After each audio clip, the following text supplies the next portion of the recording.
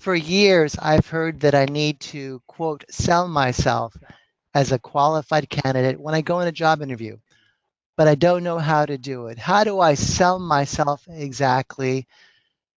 Signed, James. Jade, let's start with you.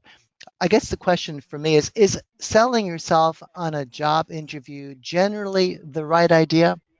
No, the right idea you want to have is constantly throughout the job search process is positioning yourself as the easiest choice to hire. And when you're in the interview, it's not about uh, tooting your horn or selling yourself. It's again, I come back to value. It always starts with value. It's your cornerstone.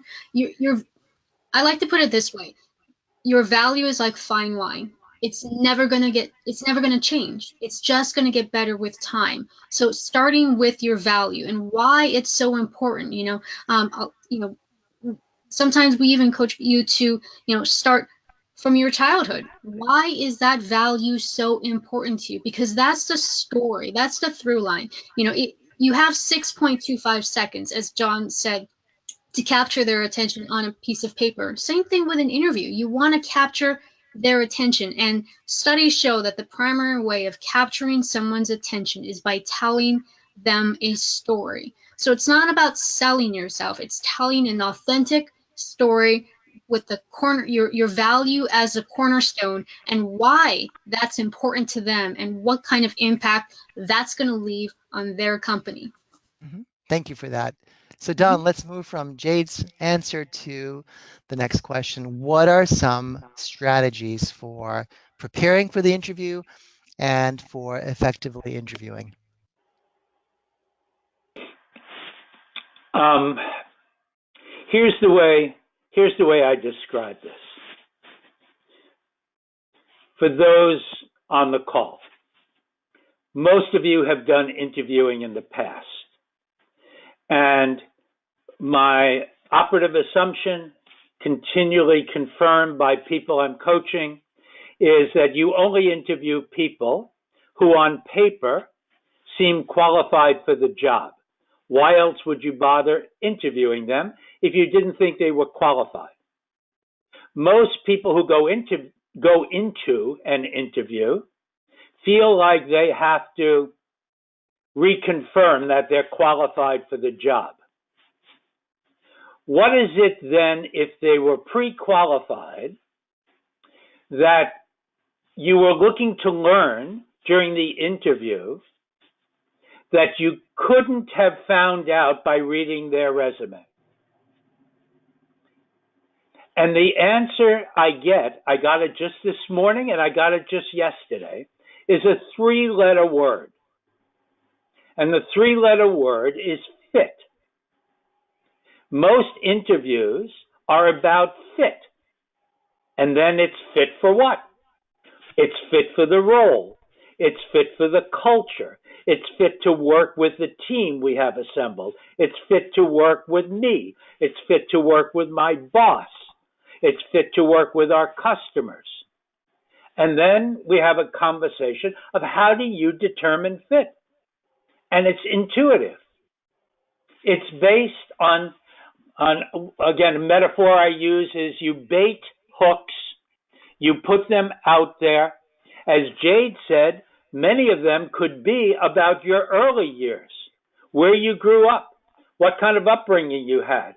If I can relate to that, I feel immediately this feeling of, wow, this person would be a good fit for our organization.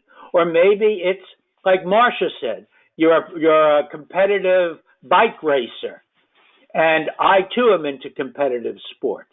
So the interview and selling yourself in an interview needs to be complementary to what's already in the resume. Because if the resume didn't talk about your work related qualifications, you wouldn't be in the interview at all. Now it's about convincing the interviewer or interviewers that you would be a good fit in their company. Mhm. Marcia, question for you, and it's going to seem like, well, of course it's blank. who wins the offer at the end? Is it always the best candidate? No. Okay. And it's hard to say this, but you have to hear it. The one that wins in the end is the one who has the attributes that are most in alignment with the organization. People recruit based on competencies. They hire based on attributes. When Don and I used to work together in another job, we would always ask ourselves after we interviewed a candidate, no matter what their qualifications, we would ask ourselves, because we traveled all the time, we would ask ourselves this question: is this someone we would want to be stuck in a snowstorm in Minneapolis with?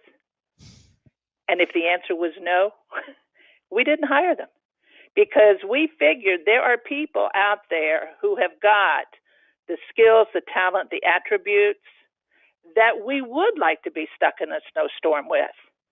Because to us, that just said everything. And that's what Don talks about, the fit. And it's not so much likability, it's the fit. Mm-hmm. And the other thing, going back to selling yourself, I think that is the worst thing you could ever try to do in an interview. Just be who you are. You know, do the job great, and if it doesn't, you're better off. Because if you're not who you are authentically, then the employer really doesn't know who they're hiring. So just be who you are. Right. Let me just add something else to fit, Tony, please. Fit is a two-way street. As the candidate, you're assessing fit as well. Yes. You're saying, is this the kind of company I want to work in? Is this the kind of culture I'd be happy in? Is this the kind of boss I want to work for? I mean, so fit is being assessed. They're assessing you, you're assessing them, and if the fit doesn't work, then it probably is time to just move on to the next opportunity.